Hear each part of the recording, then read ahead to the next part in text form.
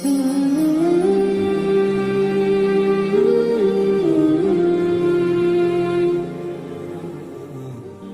کے مسلمان بنے، روح کے مسلمان بنے، زبان کے مسلمان بنے۔ ایک ہندو نے نا کتاب لکھی ہے حضور علیہ الصلوۃ والسلام کے سیرت مبارکہ پر، ہندو نے۔ وہ ہندو کہتا ہے کہ میں نے نا عجیب منظر دیکھا ہے عرب کے لوگوں کا۔ ہندوؤں نے نا بڑا خوبصورت میرے محبوب کے بارے میں لکھا ہے۔ ایک ہندو نے جب حضور کی سیرت پر کتاب لکھی تو کچھ لوگوں نے کچھ اشعار لکھے، تو لوگوں نے کہا تو ہندو ہو کے حضور پہ لکھتا ہے، ہندو ہو کے؟ تو اس نے بڑا عجیب جملہ کہا، کہنے لگا ہو جائے عشق کسی سے کوئی چارہ تو نہیں، اور صرف مسلم کا محمد پہ اجارہ تو نہیں، صرف مسلم کا محمد پہ۔ اور پھر کہنے لگا نام و نسب سے اگرچہ ہندو ہوں پر کملی والے میں تیرا سادھو ہوں، کملی والے میں تیرا سادھو، میں تو ساتھ دیوانہ ہوں یا رسول اللہ آپ کا۔ تو نبی پاک علیہ السلام کے بارے میں لوگ لکھتے ہیں، وہ کہتے ہیں وہ محبت سے نہیں لکھ رہا، وہ سمجھ لیں کہ ایک عالمی تجزیہ نگار ہے تو ایک تجزیہ دے رہا ہے۔ کہتا ہے میں نے دو قسم کے عرب دیکھے، دو قسم کے۔ ایک عرب میں نے وہ دیکھے جو اتنے انا پرست ہیں، اتنے خود غرض ہیں، اتنے اپنے ذات کے بت میں الجھے ہوئے ہیں کہ وہ ایک حوض پہ اپنے گھوڑوں کو پانی پلانے گئے، 10 15 20 گھوڑوں کو پانی پلانے گئے ہیں، تو جھگڑا ہو گیا، پہلے میں نے پلانا ہے، میں بڑا چودھری ہوں۔ اس نے کہا نہیں میں تجھ سے بڑا ہوں، پہلے میں نے پلانا ہے۔ اس پہ جھگڑا ہوا، وہ غیر جانبدار تجزیہ نگار کہتا ہے اس پہ جھگڑا ہوا، لڑائی ہوئی، قتل ہوئے، اتنے قتل ہوئے کہ یہ قتل نسلوں تک چلے، نسلوں تک یہ قتل آگے بڑھے۔ وہ کہتا ہے ایک میں نے وہ عرب دیکھے، اور پھر کچھ عرصے کے بعد مکے اور مدینے میں اللہ نے اپنے نبی کو بھیجا، مصطفیٰ کریم علیہ السلام آئے۔ کہتا پھر انہی عربوں کا میں نے ایک اور رنگ بھی دیکھا، انہی عربوں کا میں نے ایک اور رنگ، وہ جو گھوڑے کو پانی پلانے پر لڑ رہے تھے، آج میں نے دیکھا کہ ایک جنگ کے موقع پر 3 صحابہ یا 7 صحابہ زخمی پڑے، زخموں سے چور ہیں۔ ایک آدمی پانی کا پیالہ لے کے آیا، ایک کو کہا پانی پی لو، زخمی ہو، شدید زخمی ہو، نزع کا عالم ہے، تھوڑی دیر میں ہو سکتا ہے شہادت نصیب ہو، پی لو۔ کل جو گھوڑے کو کہتا تھا پہلے میں نے پلانا ہے، میں نے پلانا ہے، آج وہی قوم میں نے عجیب رنگ دیکھا، کہا پانی پی لو۔ تو کہنے لگا یار میں تھوڑا زخمی ہوں، یہ جو میرے ساتھ لیٹا ہے یہ زیادہ زخمی ہے، پہلے اس کو پلا دے، میرے بھائی کا بھلا ہو جائے۔ کہتا پانی لے کے اس کے پاس پہنچے، اس کو کہا تو پی لے، تو وہ کہنے لگا نہیں میں زخمی ضرور ہوں پر جوان ہوں، یہ میرے ساتھ جو صحابی لیٹے ہیں یہ زخمی بھی ہیں، بوڑھے بھی ہیں، ان کو پہلے پلا۔ میں بات کہتا ہے میں تیسرے کے پاس گیا تو اس نے کہا نہیں یار چوتھے کو پلا، وہ زخمی بھی ہے، بیمار بھی ہے، اسے زیادہ ضرورت ہے۔ کہتے چوتھے کے پاس گیا تو وہ تڑپ اٹھا، کہنے لگا 5ویں کو پلا، اس لیے کہ اسے زخم مجھ سے پہلے لگا ہے، اس کا جہاد بھی مجھ سے سخت ہے۔ کہتے اس کے پاس گیا تو کہنے لگا یار 6 کے پاس چلا جا، اس لیے کہ اس کا وقت مجھے زیادہ قریب لگ رہا ہے۔ کہتے میں 6 کے پاس گیا تو وہ بول اٹھا، کہنے لگا وہ 5 جس رسول کا کلمہ پڑھتے تھے میں بھی اسی محمد کا ماننے والا ہوں، تو مجھے نہ پلا 7ویں کو پلا۔ کہتے ہیں اس کے قریب گیا اور میں نے وہ منظر دیکھا کہ وہ کہنے لگا نہیں اگر وہ 6 قربانی دے سکتے ہیں تو میں نے بھی نبی پاک سے تربیت لی ہے، تو پہلے کے پاس جا۔ کہتے ہیں میں اس کے پاس جا کے کھڑا ہوا تو روح پرواز کر گئی، میں دوسرے کے پاس گیا تو کلمہ پڑھ کے شہادت کا جام پی گیا، میں تیسرے کے پاس گیا تو حوض کوثر تک وہ بھی پہنچ گیا۔ کہتے ہیں 7 کے 7 وصال کر گئے، پانی میرے ہاتھ میں تھا، اور میں اس صحرا میں کھڑے ہو کے سوچ رہا تھا یہ وہ لوگ ہیں جنہوں نے دل کا کلمہ بھی پڑھا ہے، روح کا کلمہ بھی پڑھا ہے، یہ ان کا صرف وجود نہیں جھکتا رب رسول کی بارگاہ میں، جب یہ جھکتے ہیں تو ان کے دل بھی جھکے ہوئے ہوتے ہیں، ان کی روحیں بھی جھکی ہوئی ہوتی۔ حالات بدل میرے بھائی، ایک زمانہ وہ تھا جب حضرت عمر فاروق کی لونڈی نے کلمہ پڑھا، ہاں حضرت عمر لونڈی نے کلمہ پڑھا تو حضرت عمر نے اسے الٹا لٹکا لیا، درے مارتے، بی بی کہتی عمر مجھے اتنا مارتے کہ مارتے مارتے تھک جاتے، پھر پانی منگاتے، پانی پی کے پھر مارتے۔ یہ وہی عمر ہے جو کہتے جو کلمہ پڑھے گا گردن کاٹ دوں گا، یہ وہی عمر ہے جو کوئی غریب مسکین قریب نہیں پھٹک سکتا تھا، لونڈی کو دروں سے مارتے، وہی عمر کلمہ پڑھ گئے۔ اور پہلے تو ایک قبیلے کے سردار تھے نا بھائی، پہلے ایک قبیلے کے سردار تھے تو الٹا لٹکا کے مار چاہیے تھا نا، جب امیر المومنین بنتے زیادہ سخت ہو جاتے اور ان کے اندر سختی آتی، اور امیر المومنین بن گئے۔ 24 لاکھ مربع میل پر حکومت، 24 لاکھ مربع میل کا حکمران، چہرے پہ نقاب پہنا، کنز الاموال میں روایت موجود، وہی عمر جو کل غریب عورت کو دروں سے مارتے ہیں، وہی عمر۔ انقلاب آ گیا، سوچ بدل گئی، نگاہ اور دل مسلمان ہو گئے۔ عمر گزر رہے ہیں، ایک گھر سے بچوں کے رونے کی آواز آئی، چہرے پہ نقاب پہنے عمر رک گئے۔ افلا غلام ساتھ تھا، کہنے لگے پتہ کر کوئی مسئلہ ہے۔ دروازے پہ دستک دی، بی بی تیرے بچے کیوں روتے؟ کہنے لگے دوڑ جاؤ، کون ہوتے ہو؟ تمہیں کیوں بتاؤں؟ غریب ہر ایک کو نہیں داستان بتائیں۔ ابھی ایک جماعت آ گئی، مجھے بتاؤ میں حل کروں گا، پھر دوسرا آ گیا زخم ٹٹولنے، مجھے بتاؤ میں کس کس کے سامنے زخم کھولیں، کس کس کو بتائیں؟ بی بی کہنے لگی جا دوڑ جا، درجنوں آتے ہیں روز پوچھتے ہیں، پوچھ کے تو بھی جا، آدھی رات کو تو کون ہے؟ حضرت عمر منت کرنے لگے، کہنے لگے بی بی تیری مہربانی بتا تیرے بچے کیوں روتے ہیں؟ تو عورت تڑپ کے بولی، کہنے لگی تو نہیں جاتا تو سن پھر، میرے بچوں کی غلطی یہ ہے کہ یہ غریب بھی ہیں اور یتیم بھی ہیں، ان کی غلطی ہے کہ ان کا باپ چلا گیا ہے، ان کی غلطی یہ ہے میں نے غریب گھروں میں پرورش پائی ہے، ان کی غلطی یہ ہے کہ ان کا دادا رئیس نہیں تھا، ان کی کوتاہی یہ ہے کہ ان کا نانا جاگیردار نہیں تھا، ان کی غلطی یہ ہے کہ ان کی ماں جہیز میں کچھ لے کے نہیں آئی، اور کیا پوچھنا ہے؟ حضرت عمر کہنے لگے بہن ماجرا کیا ہے؟ کہنے لگی باپ انتقال کر گیا، عمر جب سے حکمران بنا ہے اس گاؤں میں کبھی اس نے پھیرا ہی نہیں ڈالا، وہ آیا ہی نہیں، میری غریبنی کے بچے ساری ساری رات بھوک سے روتے، وہ کبھی آیا ہی نہیں، یہ غلطی ہے۔ پہلے تو میں کچھ نہ کچھ ان کو خشک روٹی کھلا دیتی تھی، آج تو گھر میں کوئی شے نہیں، شام سے لے کر پانی اور روڑے ہنڈیا میں ڈالے ہیں، پکاتی جاتی ہوں، کہا تھا چلو سو جائیں گے پر بھوک بڑی ظالم ہے، نیند بھی نہیں آنے دے، سب روگاں دا روگ محمد، جس دا نام غریبی کنڈ ولا کے لنگ جاندے نی دوست یار قریبی، کب بھوک بڑی ظالم ہے، پیٹ بھوکا ہو تو یہ بھی نہیں آتی، سوچتی تھی سوچ اب تہجد کا وقت ہے پر سوتے نہیں، اب بتاؤ میں کیا کروں؟ عمر تو 24 لاکھ مربع میل کا حکمران ہے، اس کچی بستی میں کیسے پھیرا ڈالے گا؟ حضرت عمر دوڑے گئے، 60 سال عمر، کندھے پہ اناج کا تھیلا رکھا، کندھے پہ، غلام کہتے ہیں حضور مجھے دے دیں، فرمایا بتا قیامت میں بھی میرا بوجھ اٹھائے گا؟ حضرت عمر لائے، پھر عمر نے اس بی بی کے گھر میں چراغ روشن کیا، پھر بوڑھے عمر کہتے میری بیٹیاں تھیں، میری بیویاں تھیں، میں نے کھانا کبھی نہیں پکایا تھا، میں نے اس بی بی سے کہا بہن تو بیٹھ جا، بیٹھ گئی۔ عمر کہتے ہیں میں نے آگ جلائی، آپ کے غلام کہتے ہیں جب عمر آگ میں پھونکے مارتے تھے تو ان کی داڑھی سے دھواں نکلتا تھا، عمر نے آگ جلائی۔ پھر فاروق کہتے ہیں میں نے کبھی روٹی نہیں پکائی تھی پر آج میں نے آٹا بھی گوندا۔ 24 لاکھ مربع میل کا حکمران، او بھائی جب تیرا دل اور نظر مسلمان ہوتی ہے تو پھر تو جھوٹے دعوے نہیں کرتا، پھر دین تیرے لفظوں میں، جملوں میں، تقریروں میں نہیں رہتا۔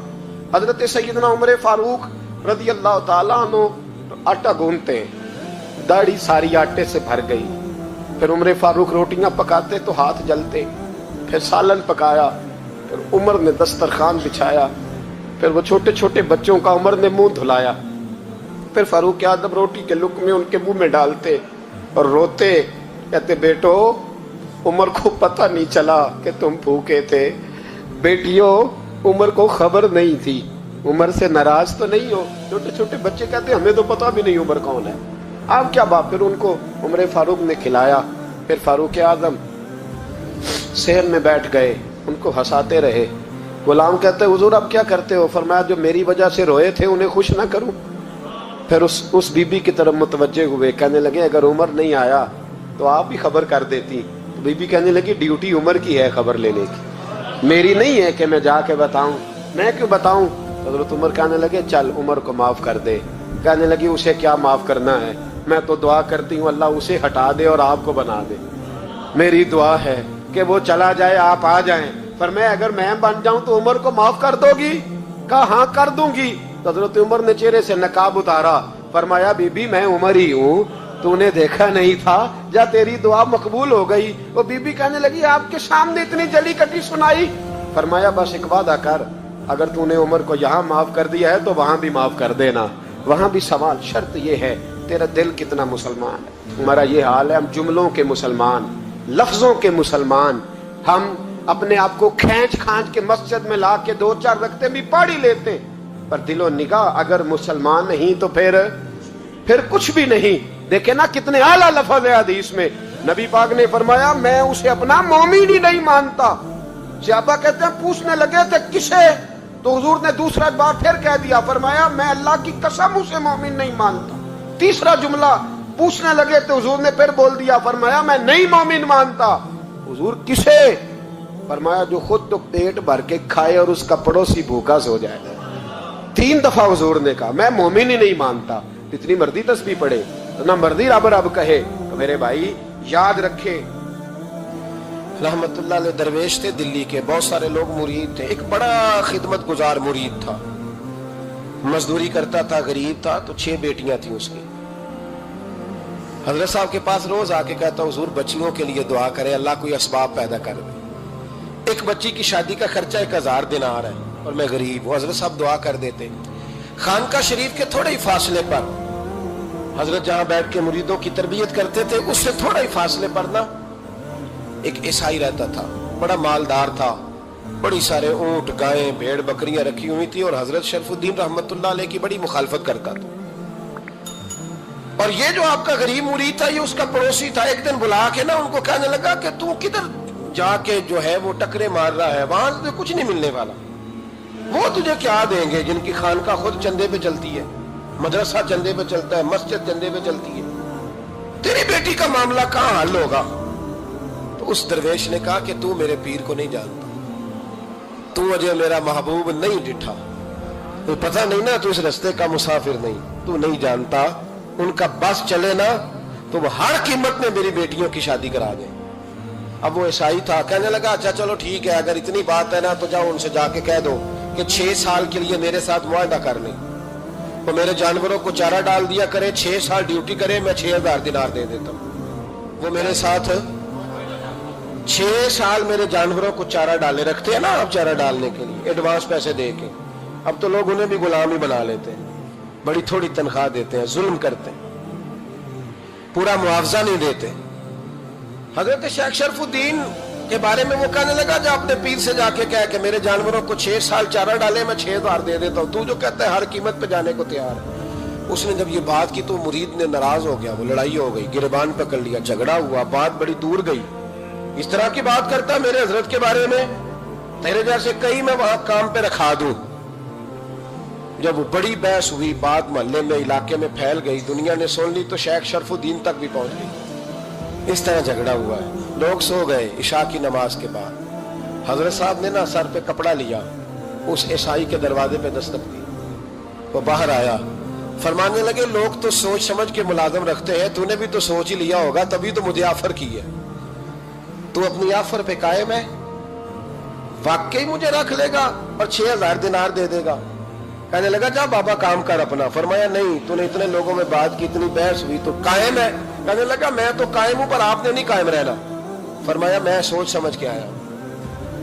उसने कहा आप ड्यूटी करेंगे, भैंसों को चारा डालेंगे। फरमाया एक शर्त, बस जब अजान हो जाए ना तो मुझे रब की नमाज पढ़ने की इजाजत दे देना, बाकी सुबह शाम जो तू कहेगा। अगर उस गरीब की बेटियां ब्याही जाए तो मुझे और क्या चाहिए, उसकी 6 बेटियों का बोझ है उसके सर पे, तू मुझे रख ले। अल्लाह अकबर। वो कहने लगा चले पे मेरे साथ खते बंदगी कर ले। आजकल हम स्टाम्प करते हैं, उस जमाने में खते बंदगी होता था, गुलामी का खत, काजी शहर के पास, यानी उसका ख्याल था कि चलो वो स्टाम्प की बात करूंगा तो भाग जाएंगे। फरमाया चल मैं तैयार हूं। काजी तक गए, तय हो गया, 6000 दिनार दे दिए। हजरत ने मुरीद को बुलाया, फरमाया पुत्र ये ले जा मेरी बेटियों को रवाना कर दे। कहने लगा हुजूर ये क्या कर रहे हो आप, कुछ सोचे। फरमाया यार जब तुझे बेटा बना लिया तो फिर मेरी पोतियां तो लगती हैं ना, मेरा हक तो बनता है ना, जा जाके ड्यूटी कर, उनको ब्याह दे। बात फैल गई, बादशाह भी अकीदतमंद था, وہ 12,000 دینار لے کے پہنچا. کیا بتاؤں ان رب کے بندوں کا دل کیسا ہوتا ہے, کیا درد ہوتا ہے, کیا رنگ. 12,000 دینار لے کے بادشاہ آیا اور آگے حضرت کو پیش کیے کہ حضور آپ دیں اس عیسائی کو ڈبل دیں اور جائیں کام کریں. آپ فرمانے لگے تو پیسے دے, شرطیں نہ لگا, میرا جہاں دل کرے گا میں خرچ کروں گا, مجھے تو مزہ ہی اب آنے لگا ہے, ابھی تو لطف آ رہا ہے, ابھی تو ذائقہ آیا ہے کچھ کرنے کا. پیسے دینے ہیں تو دے, پابندی نہ لگا, جہاں میرا دل کرے گا میں. اس نے کہا حضور ٹھیک ہے رکھ لے. حضرت نے فجر مسجد میں پڑھی, جیب میں 12,000 دینار تھے. اعلان فرمایا بھی کسی اور کی بیٹی بھی بیٹھی ہے تو پیسے میرے پاس ہے. وہ 12,000 دینار بھی بانٹ دیا, اور 12,000 دینار بانٹ کے نہ تو پھر چلے گئے کھیت میں چارہ کاٹنے. اس عیسائی کو کسی نے بتلایا کہ ان کے پاس تو 12,000 آیا ہے پر تجھ سے جان نہیں چھڑائی انہوں نے. وعدہ یہ ہوا تھا کہ 6 دیں گے تو جائیں گے, جب تک دیں گے نہیں تیرے گھر میں کام کریں گے. وہ نہ چارہ کاٹ رہے تھے, حضرت صاحب تو وہاں پہنچ گیا, دور جا کے کھڑا ہو گیا, کہنے لگا بابا پہلے تو میں نے مسلمانوں کے اخلاق سنے تھے, اب تو میں نے دیکھ بھی لیے, پر یہ بتا جب 12,000 آیا تھا جان کیوں نہیں چھڑائی. تو حضرت چارہ کاٹتے کاٹتے رو پڑے. فرمانے لگے تو نہیں نہ جانتا یہ بیٹیاں سانجی ہوتی ہیں, پتہ نہیں نا. میرے رسول پاک نے تو خاتم تائی کی بیٹی کے سر پہ کپڑا رکھ کے کہا تھا بیٹیاں برابر ہوتی ہیں. تو یہ نہیں پتا جب اس کی 6 بیٹیوں کی شادی ہوئی ہے میرے اندر روحانیت کتنی بڑی ہے. فرمایا پھر 12,000 آیا ہے تو 2-4 بچیاں پھر گئی ہیں, یہ نہیں پتا میں اندر سے راضی کتنا ہوں, میں تیری نوکری کرتا رہوں گا, پتہ نہیں اللہ کتنی بیٹیوں کو بیاہ دے گا. اتنا رویا وہ عیسائی کے پیروں میں بیٹھ گیا, کہنے لگا بابا میں نے تیری مخالفت کی ہے پر تیرے قریب آ کے پتہ چلا ہے تو بہت اونچے اخلاق کا مالک ہے, اور اگر تیرا یہ مقام ہے تو تجھے اخلاق سکھانے والے محمد عربی کی شان کتنی ہوگی. ظالم کی بولیے جاتے نہیں لوگ جھوٹے گواہ بن کے. وکیل صاحب کو نہیں پتا ہوتا کہ یہ بندہ مجرم ہے جو میرے پاس آیا, کیا مجرموں کے وکیل نہیں ہوتے؟ بولے تو اس کو پتہ نہیں ہوتا وکیل صاحب کو کہ یہ صاحب مجرم ہے, میرے پاس مقدمہ لے کے آئے ہیں. اور اگر بے ادبی نہ ہو جائے تو میرا خیال ہے قاضی عدالت کو بھی پتہ ہوتا ہے کہ مجرم کون ہے اور مظلوم. میرے نبی پاک صلی اللہ علیہ وسلم نے اس قدر زیادہ سختی فرمائی اس مسئلے میں. فرمایا جس کو پتا تھا کہ فلاں آدمی ظالم ہے, ظلم کر رہا, پھر وہ ظالم کا گواہ بنا یا اس نے ظالم کی مدد کی, کتنی کی؟ شارحین لکھتے ہیں چاہے اس نے ایک جملہ بول کے کی, چاہے ایک, سارے بولیے, چاہے ایک غریب کو اس نے ظلم کیا تو کہتے ہیں علاج یہ سی, چاہے ایک جملہ بول کے کی. شارحین اس حدیث کی شرح میں لکھتے ہیں ایک جملہ بول کے چاہے مدد کی. جس بندے نے کسی ظالم کی مدد کی کسی مقدمے میں یا کسی صورت میں اور اسے پتا تھا یہ ظالم ہے, میرے نبی پاک صلی اللہ تعالیٰ علیہ وسلم فرماتے ہیں اگر اس نے مدد کی, ابھی ظالم کی بات نہیں ہو رہی, ظالم کے مددگار کی بات ہو رہی, اگر کسی نے ظالم کی مدد کی تو حضور فرماتے ہیں خدا بھی اس سے بری و ذمہ ہے, رسول بھی اس سے بری و ذمہ ہے. سنبھال کے رکھے اپنی نمازیں, قربانیاں, حج, زکوٰۃ سنبھال کے رکھے.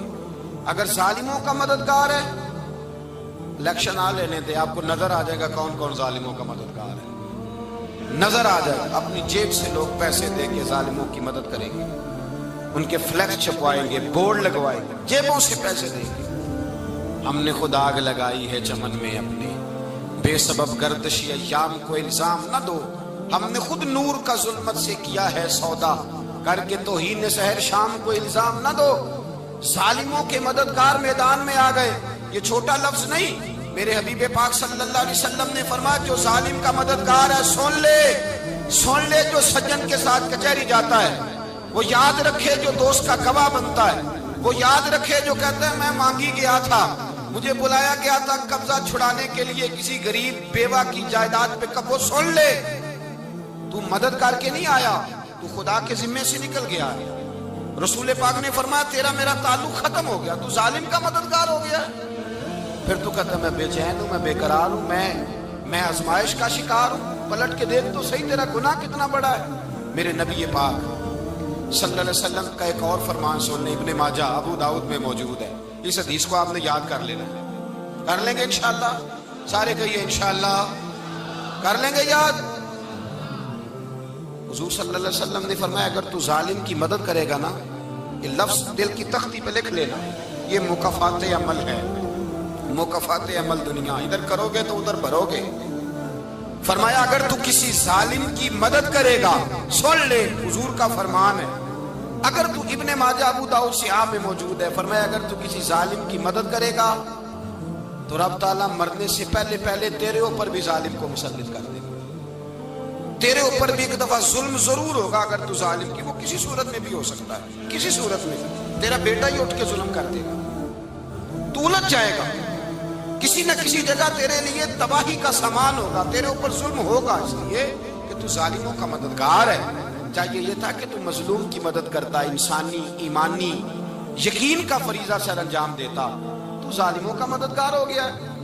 ٹٹول کے دیکھ لیں، رزلٹ نکال کے دیکھ لیں، ہمارے زمانے میں ظالموں کے مددگار زیادہ ہیں، اتنی لمبی زبانیں نکال کے ظالموں کی مدد کرتے ہیں، بڑے بڑے کالم نویس اللہ نے انہیں قدرت دی لکھنے کی، تو اپنا قلم ظالموں کی مدد میں خرچ کرتے ہیں۔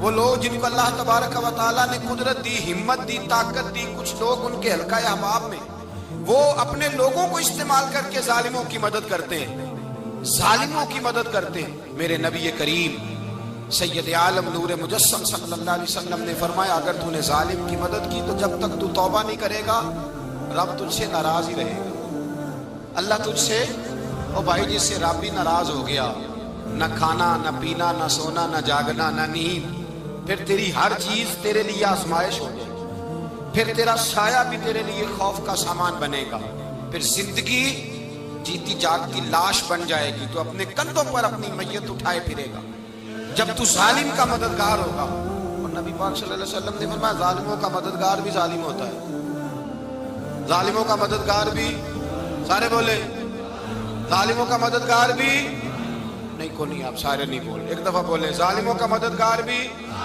پکی بات ہے، ظالموں کا مددگار بھی۔ اللہ جس کا یارانہ ہو، جس کا دوستانہ ہو، جو کہے میں نے نا اس کو اوکھے ویلے کے لیے ظالم کو یاد رکھا ہوا ہے، کبھی مشکل پر رکھے نہیں ہوئے لوگوں نے ظالم دوست، کہتے میں نے رکھے ہوئے ہیں، بلکہ ہمارے دیہات میں تو کہتے ہیں میں نے بازو بنائے ہوئے۔ کس کو بازو بنا لیا؟ ظالم بھی کبھی بازو ہوتا ہے، جو ظلم کی تلوار لیے میدان میں کھڑا ہے۔ قارون، حامان، فرعون، نمرود کا حال نہیں لوگوں نے دیکھا؟ اپنے زمانے میں آپ نے کتنے لوگ نہیں دیکھے جن کے سائے سے، آواز سے لوگ کانپتے تھے؟ پھر پولیس کی گاڑیوں میں وہ اس طرح مردہ پڑے کہ دنیا نے تماشا دیکھا ان کا، یہ رنگ ہم نے دیکھے نہیں اپنے آنکھوں سے۔ فرمایا ظالم کا مددگار بھی، جو کار میں بٹھا کے لے کے گیا وہ بھی ظالم، جس نے چائے پلائی وہ بھی، جس شخص نے کھانا کھلایا وہ بھی، جو کچہری تک ساتھ گیا وہ بھی، جس نے فلیکس کے نیچے بڑے شرابی کے نیچے چھوٹی اپنی فوٹو لگائی وہ بھی، جو ووٹ کی پرچی ڈالنے گیا وہ بھی۔ کہہ دینا باہر نکل کے کہ حضرت صاحب نے سیاسی تقریر کی ہے، کہہ دینا، پر بات تو سچی ہے نا۔ خو کرے ہم تو سے تھوڑا سا گلا بھی سن لے، خو کرے ہم تو سے تھوڑا سا بھی گلا۔ امام مالک کے پاس ایک بندہ آیا، اس نے کہا حضور میں درزی ہوں، ایک ظالم بادشاہ مجھ سے کپڑے سلواتا ہے، میں تو ظالموں کا مددگار نہیں نا۔ ایک ظالم بادشاہ مجھ سے، حضور میں تو مددگار نہیں نا ظالموں کا، جو فرمایا ظالموں کا مددگار بھی ظالم ہوتا ہے، تو کپڑے لے کے آتا ہے میں سی کے دے دیتا ہوں، ذمہ داری نہیں سمجھے۔ یہ ایک آدمی دکاندار ہے، اس سے کوئی بندہ چیز خریدنے آئے گا تو تھوڑی کہے گا میں نے نہیں دینی، تو دے گا۔ کوئی بندہ اگر کسی شخص سے کوئی کام کہتا ہے جو اس کی فیلڈ ہے، اس کا شعبہ ہے، اس کا معاش کا وہ سلسلہ ہے، کہتے ہیں یا رسول اللہ صلی اللہ علیہ وسلم ظالموں کا مددگار بھی ظالم، حضور نے فرما دیا۔ تو امام مالک سے بندے نے مسئلہ پوچھا، دل کی تختی پہ لکھنے والی باتیں ہیں، کہا حضور میں درزی ہوں، ظالم کپڑے سلواتے ہیں، میں تو مددگار نہیں نا۔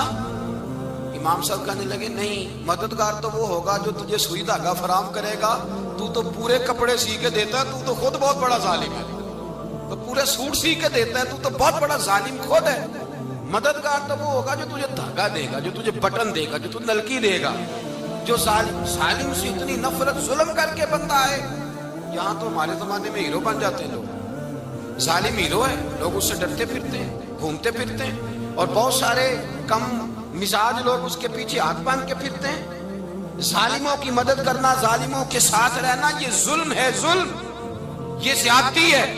میرے نبی پاک صلی اللہ تعالی علیہ وآلہ وسلم نے ارشاد فرمایا، یاد رکھو رب فرماتا ہے میں مظلوم کی مدد ضرور کروں گا، چاہے جلدی کروں چاہے دیر سے کروں، میں مظلوم کی مدد۔ اور حضور صلی اللہ علیہ وسلم نے فرمایا ہے، حضرت معاذ بن جبل کہتے ہیں حضور نے مجھے یمن کا گورنر بنایا، جب میں جانے لگا نا تو حضور نے بڑی نصیحتیں کی، بخاری میں موجود ہے، فرماتے ہیں جب میں پلٹنے لگا تو میرے رسول نے فرمایا معاذ ایک منٹ ٹھہر جا، ایک بات میری یاد رکھنا، اس کو نہ بھولنا۔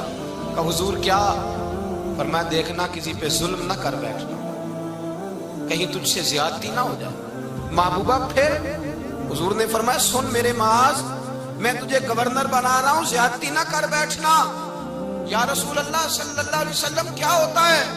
تو میرے کریم نے فرمایا جب مظلوم دعا کے لیے ہاتھ اٹھاتا ہے تو عرش کا مالک کہتا ہے فرشتوں پیچھے ہٹ جاؤ، عرش کا مالک کہتا ہے فرشتوں پیچھے ہٹ جاؤ، دروازے کھول دو۔ فرمایا مظلوم اور رب کے درمیان شے حائل کوئی نہیں ہوتا۔ ملا رومی رحمت اللہ علیہ فرماتے ایک دن نا شیر نے، کہتے شیر نے ایک دن نا ریچھ کو ساتھ لے لیا اور ساتھ لے لیا لومڑی کو، اس نے کہا اور شکار کرنے چلے، چلو جی، شیر کی مہربانی ساتھ لے لیا ہے، حالانکہ اس کو کسی کی مدد کی ضرورت ہے، وہ تو بادشاہ ہے، بادشاہ سلامت نے ساتھ لے لیا، شکار کیا 3 چیزوں کا، ایک شکار کیا خرگوش، ایک ہرن، ایک گائے۔ اب وہ شکار کر کے واپس آئے تو جو ریچھ تھا نا ذرا اکڑ اکڑ کے چلنے لگا کہ بادشاہ کے ساتھ میں بھی تھا، یعنی شکار میں میرا بھی حصہ، اور شیر بھی سمجھ گیا بات کو کہ اس کا دماغ خراب ہو رہا ہے، حالانکہ میں نے تو ویسے ہی ساتھ لیا۔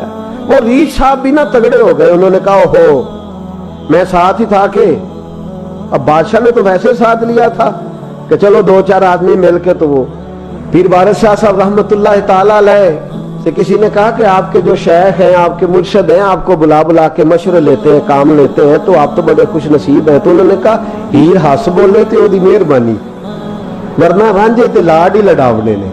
انہوں نے کہا ٹھیک ہے اگر اس نے مہربانی کر دی ہے تو اس میں میرا نہیں، ان کی نظر شفقت ہے، ہیر ہس بولے تے وہ دی مہربانی، انہوں نے مہربانی فرمائی ہے تو بڑی کرم نوازی ہے، ورنہ من آنم کے من دانم، جو میں ہوں اس کا مجھے پتا تو ہے ہی نا، تو میں اس میں اپنے آپ کو اتنا بڑا نہیں سمجھ۔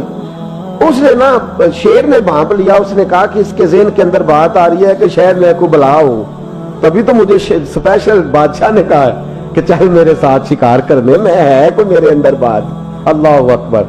اس نے نا آ گئے، بیٹھ گئے، اس نے کہا اس سے بادشاہ نے کہ کیا کرنا ہے، اب شکار تو ہو گیا ہے، تو اس کے اندر تو سودا سمایا ہوا تھا نا۔ اس نے کہا جی کرنا کیا ہے، بانٹ کے کھانا چاہیے، بانٹ کے کھانا چاہیے۔ اس کو بڑا غصہ آیا، اس نے کہا اچھا تو مجھے کمزور سمجھتا ہے، میں جو چاہتا تھا کر سکتا تھا، میں نے تو عذرائے محبت تجھے عزت دی، ساتھ لے لی یار، تو بن کے ہی بیٹھ گیا ہے۔ اس نے کہا اچھا بانٹ کے کھانا چاہیے، کہا بالکل۔ کہا چلو بانٹو، پھر کیسے بانٹنا ہے؟ ہرن کا اور بکرے کا گوشت ایک جیسا ہوتا ہے، بلکہ ہرن کا زیادہ مہنگا ہوتا ہے، لذیذ ہوتا ہے۔ اب اس نے تقسیم کیسی کی دی، اس نے چلاکی کرنی چاہیے۔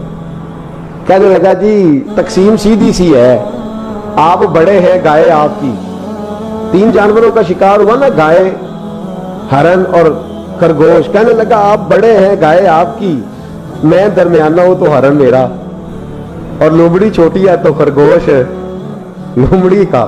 اس نے کہا تیرا بھلا ہو جائے، کیسی تم نے تقسیم کی ہے؟ اس نے مارا پنجا اور ریچھ کو بھی مار دیا۔ اس نے کہا تو عجیب آدمی ہے بھائی، تجھے تو ذرا موقع دیا ہے تو نے ہاتھ ہی وہاں ڈال لیا ہے جہاں بالکل تیرا بنتا ہی نہیں تھا۔ اللہ اکبر۔ اس نے کہا اچھا مر گیا۔ اب لومڑی بھی سنبھل کے بیٹھ گئی، لومڑی ذرا تیز ہے، چلاک ہے۔ تو ملا رومی علیہ رحمہ کہتے ہیں، اور شیر کہنے لگا لومڑی سے چل تو تقسیم کر، تو تقسیم کر کیا کرنا چاہیے؟ تو کہنے لگی بادشاہ سلامت تقسیم بڑی سادی سی ہے، سویرے ناشتہ خرگوش کا کرے، دوپہر کو آپ جب کھانا کھانے لگے تو ہرن تناول فرمائے، اور شام کو ذرا آپ زیادہ کھاتے ہیں تو آپ گائے کھائیں، یہی تقسیم ہے۔ بڑا راضی ہوا شیر۔ اس نے کہا تو نے یہ تقسیم بڑی اچھی کی ہے، یہ کہاں سے سیکھی ہے؟ کہنے لگی ریچھ کی موت سے سیکھی ہے۔ یہ ابھی مرا ہے نا میرے سامنے، اس کی موت سے میں نے سیکھی ہے، اس لیے کہ اگر یہ تقسیم نہ کی تو مر میں بھی جاؤں گی۔ بات تو تفنن کی ہے، ظرافت کی ہے، لیکن ملا رومی کیا فرماتے ہیں؟ وہ فرماتے ہیں دوسروں کی موت سے ہی سیکھ جا۔ حضرت عمر کا وصال ہوا، قبر پہ مٹی ڈالی جا رہی تھی، حضرت ابو درداء نے نا یوں مٹی پکڑی ہوئی ہے، تو ایک ایک چلو کر کے مٹی ڈالتے ہیں نا، پہلے 3 چلو ڈالتے ہیں کہ چلو ہمارا بھی اس نیکی میں حصہ ہو جائے، تو مٹی ڈالنے کے لیے نا مٹی پکڑی ہوئی تھی، توجہ ہے آپ کی میری بات پر؟ تو اس مٹی کو لے کر کے جا رہے تھے حضرت ابو درداء، مٹی لے کے جاتے حضرت سیدنا ابو درداء حضرت عمر کی قبر پر ڈالنے کے لیے، یوں پکڑی ہاتھ میں، مٹی ڈالنے کا ارادہ کرتے تو واپس آ جاتے، پھر جاتے تو واپس آ جاتے، پھر جاتے۔ لوگوں نے کہا ابو درداء ڈالتے کیوں نہیں؟ تو آنکھوں میں آنسو آ گئے، رو پڑے، کہنے لگے عزت کے اس کوہ گراں پہ مٹی ڈال دوں، وقار کے اس بادشاہ پہ مٹی ڈال دوں؟ فرمانے لگے شہنشاہ کردار پر اس پر مٹی ڈال دوں؟ اور پھر وہ مٹی پکڑی اور اپنے سر پہ ڈال لی۔ فرمانے لگے عمر تو مٹی کے قابل نہیں، مٹی کے قابل تو میں ہوں، میں تھا جس پر مٹی پڑنی چاہیے تھی۔ اور آپ فرمانے لگے لوگوں سن لو، اگر عمر جیسے تقوی کے بادشاہ بھی رب نے اس زمین سے اٹھا لیے تو ہم بھی بچیں گے نہیں، ہم نے بھی اللہ کی بارگاہ میں جانا ہے۔ اگر اتنے پاک باز لوگ اگر نیکی ہی دنیا میں رہنے کا سبب ہوتی تو یہ پاک لوگ ہمیشہ دنیا میں رہتے۔ فرمایا اگر یہ چلے گئے تو چلے، ہم نے بھی جانا ہے۔ حضرت خضر علیہ السلام آئے، کہنے لگے حضور، شیخ عبد القادر جیلانی سے کہنے لگے آپ دعا نہ کریں، میں پیغام لے کے آیا ہوں، اس کے نصیب میں ہی اولاد نہیں، نہ کریں دعا، نے کر دی پر یہاں تو ہے ہی نہیں۔ تو یہ لاڈلے ہیں نا رب رسول کے، اللہ رسول کو منا لیتے ہیں۔ تو غوث پاک کہنے لگے اچھا نہیں اس کے نصیب میں دعا، چلو ٹھیک ہے، اولاد کوئی نہیں۔ پھر ہاتھ اٹھائے، کہ اللہ تجھے پتا تھا نا کہ یہ میری طرف آ رہی ہے، اور اللہ تجھے علم تھا نا میرے دروازے تک آ گئی ہے، اور مالک تجھے پتا تھا نا دعا کا کہے گی اور میں دعا کروں گا، تو جانتا تھا نا۔ اچھا میں سمجھ گیا، اب یہ لوگوں سے جا کے کہے گی میں عبد القادر تک بھی ہوا یوں پر میرا کام نہیں بنا، ملا کچھ نہیں، یہ کہے اور 2 آنسو شیخ عبد القادر جیلانی غوث پاک، اللہ اچھا ٹھیک ہے، یہ کہے گی نا میں ہوا یوں، ٹھیک ہے کوئی عرض نہیں، لفظ کہے حضور غوث پاک نے تو جناب خضر وہیں کھڑے کہنے لگے عبد القادر تیرے بھی قربان جاؤں، اور تیرے رب کے تیرے ساتھ پیار کے بھی قربان جاؤں۔ رب فرماتا ہے بولیے کتنے بیٹے چاہیے بی بی کو، آپ کیجئے بات۔ تو غوث پاک فرمانے لگے چونکہ میرے گھر آئی ہے تو رب سے فرمائے 7 بیٹے تو عطا کر دینا۔ او بھائی اتنی سی بات نہیں لوگوں کی سمجھ میں آتی کہ میرا کوئی لاڈلا پیار والا ہو تو میں مان جاتا ہوں، تو جو رب رسول کے لاڈلے وہ جب بات کرتے ہیں تو اللہ رسول بھی مان جاتے ہیں۔ بھائی اتنی سی بات ہے۔ ایک شخص نے آ کے کہا حضور میرا والد انتقال کر گیا ہے، رات خواب میں دیکھا بڑے عذاب میں، لوگ بڑے پریشان ہوتے ہیں ان باتوں بڑے، لیکن میں بڑے دلائل قائم کر سکتا ہوں۔ آپ ہمیں کیا ملنگ سمجھتے ہیں کہ ہم جو بات کریں گے بغیر دلیل کے کریں گے؟ بیٹھ کے لوگ کہانیاں سنا رہے ہیں کہ جناب غوث پاک ایسے کر سکتے تھے، یہ کیسے ہو سکتا ہے؟ تو جو کہانی تم سنا رہی ہو تو کافر بھی سنا رہا ہے، وہ کہتا ہے اگر تمہارا رب سارا کچھ کر سکتا ہے معاذ اللہ تو پھر اسے کہو فلانا کام کرے، اس کا کیا جواب ہے تمہارے پاس؟ بڑی بڑی عجیب لوگ کہانیاں کرتے ہیں اور شرم نہیں آتی اللہ والوں کے بارے میں اتنی کچی اور غلیظ زبان استعمال کرتے، اور مجھے کہنے والوں پر اتنا شکوہ نہیں جتنا سننے والوں میں شکوہ۔ ایسے لوگوں کو سنتے ہو جو توہین کرتے ہیں رب کریم کے بندوں کی؟ سنو، حضور غوث پاک سے آ کے کہا حضور میں نے رات خواب میں اپنے والد کو دیکھا عذاب میں بڑی تکلیف میں ہوں، میرے ابا کے لیے دعا کر دیں۔ تو غوث اعظم فرمانے لگے وہ یہاں کبھی آیا تھا؟ بیٹھا تھا؟ حدیث ہے صحیح بخاری میں، صحیح مسلم میں، کہ ذکر والوں کی مجلس میں بیٹھنے والا بدبخت نہیں رہتا، اللہ اسے سعید بخت کر دیا کرتا ہے۔ یہ حدیث ہے بخاری مسلم میں، حدیث۔ اب تم حدیث ماننے سے بھی انکار کرو گے؟ جو اللہ والوں کی محفل میں آئے بدبخت ہو تو رب سعید بخت کر دیتا ہے، بخاری مسلم ہے۔ جو ذکر والوں کے ساتھ بیٹھے تو رحمت اسے گھیر لیتی ہے۔ اس نے کہا حضور میرے والد آئے ہیں آپ کی محفل میں، تو غوث پاک نے بچھا لیا مچھلا، کہا مالک تیرے محبوب کا فرمان ہے نا کہ جو ذکر کی محفل میں بیٹھے انہیں رحمت گھیر لیتی ہے، ان پر سکینہ نازل ہوتا ہے، وہ بدبخت ہوں تو سعید بخت ہو جاتے ہیں، تو اللہ پھر بندہ نمازی کرنا، وہ ہمارے ساتھ بیٹھا کرتے تھے، مہربانی فرمانا، کرم نوازی فرما۔ وہ شخص کہتا ہے میں رات کو جا کے سویا تو خواب میں ابا ملے، جنت کا لباس پہنا ہوا ہے، اور میرے والد کہنے لگے پتر سارے کام چھوڑ دینا، عبد القادر جیلانی کا دروازہ نہ چھوڑنا، خبردار غوث پاک کا دروازہ نہ چھوڑنا، ہمیں ملنگ نہ سمجھو۔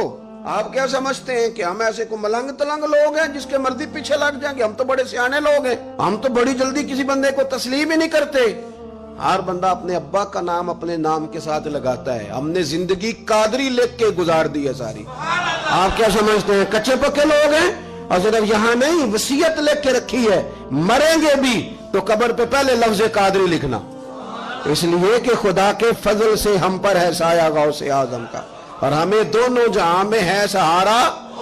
اور بڑی تحقیق کے ساتھ اور بڑی ریسرچ کے ساتھ اور بڑے سیانے بن کے، لیکن جس دن کا مان لیا ہے پھر بالکل ہی مان لیا ہے، پھر بالکل ہی مان لیا۔ آپ یقین کریں مجھے مزہ آتا ہے جب مجھے کوئی کہتا ہے قادری صاحب، بڑا مزہ آتا ہے، بڑا سرور آتا ہے۔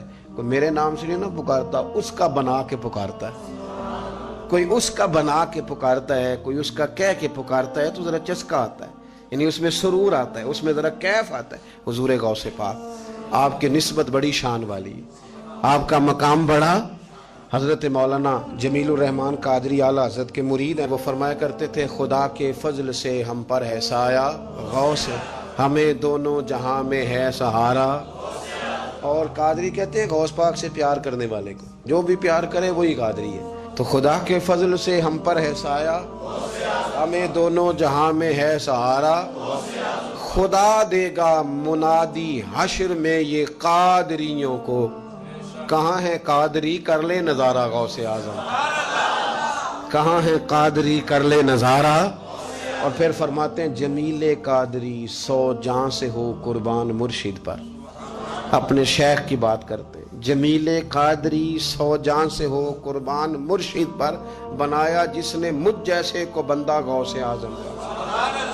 یہ غوث اعظم واحد صوفیاء کی جماعت میں امام ہستی ہیں کہ کوئی کسی بھی سلسلے سے تعلق رکھے، وہ نقش بندی ہے، وہ چشتی ہے، وہ سہروردی ہے، آج آپ کو سارے 11ویں دیتے نظر آئیں گے۔ اس لیے کہ غوث اعظم رضی اللہ تعالیٰ عنہ کے فیض جب برسا ہے تو می بن کے ہی برسا ہے، اور ہر جگہ ہی برسا ہے، ہر جگہ ہی برسا ہے۔ تو بجائے اس کے کہ ہیلو حجت کریں ساری زندگی، اللہ والوں سے پیار۔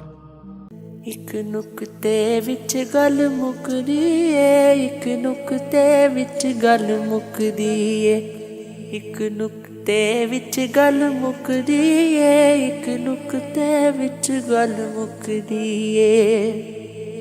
پھڑ نکتا چھوڑ حساباں نوں،